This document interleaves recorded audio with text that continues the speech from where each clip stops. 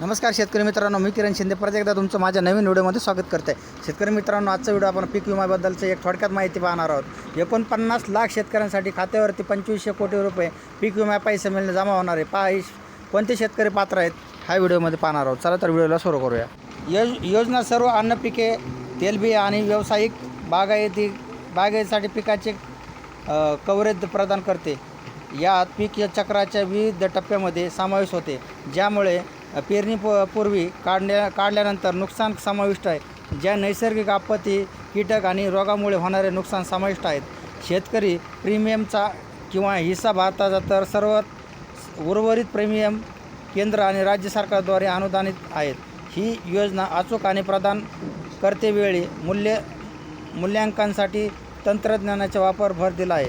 त्याचबरोबर पीक उत्पन्न आणि नुकसान अंदाज करण्यासाठी रिमोट सेन्सिंग, ड्रोन आणि स्मार्टफोन वापरले जातात.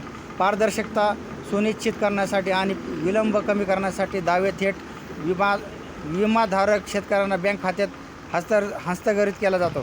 त्याचबरोबर PMFBYची उद्दिष्टे पाहूया.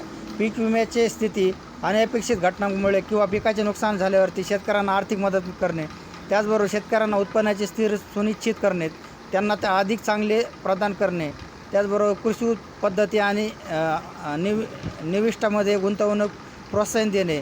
त्यानंतर प्रतिकूल परिस्थितीत कृषी कार्यात सातत्याने राखण्यासाठी त्यामुळे अन्न सुरक्षेची चालना मिळणे. त्याचबरोबर संबंधित जोखमीच कमी करून नाविन्यपूर्ण शेती तांत्रिक अवलंबून करण्यास शेतकऱ्यांना प्रोत्साहन करणे. अशा मोठ्या प्रमाणात आर्थिक समावेशांना प्रोत्साहन देणे. शेतकऱ्यांना औपचारिक विमा प्रणालीमध्ये एकत्रित करणे.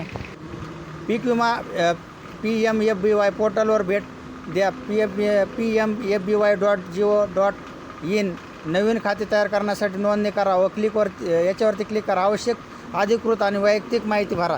तुमचा आधार कार्ड क्रमांक आपोआप पडताळणीवर जाईल आणि तुमचा मोबाईल नंबर OTPद्वारे सत्यापित केला जाईल. नोंदणी मंजूर झाल्यानंतर तुम्ही SMS किंवा ईमेलद्वारे सूचना प्राप्त करू शकता. PMFBY पोर्टलवर परत जा आणि साइन इन करा.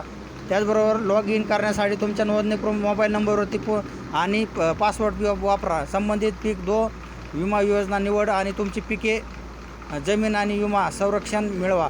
इतर संबंधित माहितीसाठी आवश्यक तपासणी भरा. त्याचबरोबर जमिनीच्या मालकीचा पुरावा, आधार कार्ड आणि बँक तपशील यासारखे आवश्यक कागदपत्रे अपलोड करा. शेतकरी ज्यांच्या जवळच्या कॉमन सर्व्हिस सेंटर म्हणजे CSC भेट देत आहेत की PMFBY योजना पुरवतात, तुम्ही बँकेत जाऊन ऑफलाईन देखील अर्ज करू शकता.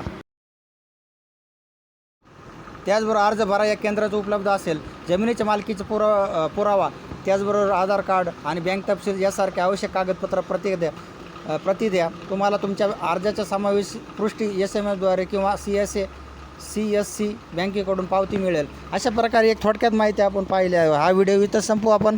जय हिंद, जय महाराष्ट्र, जय शिवराय, रामकृष्ण हरी.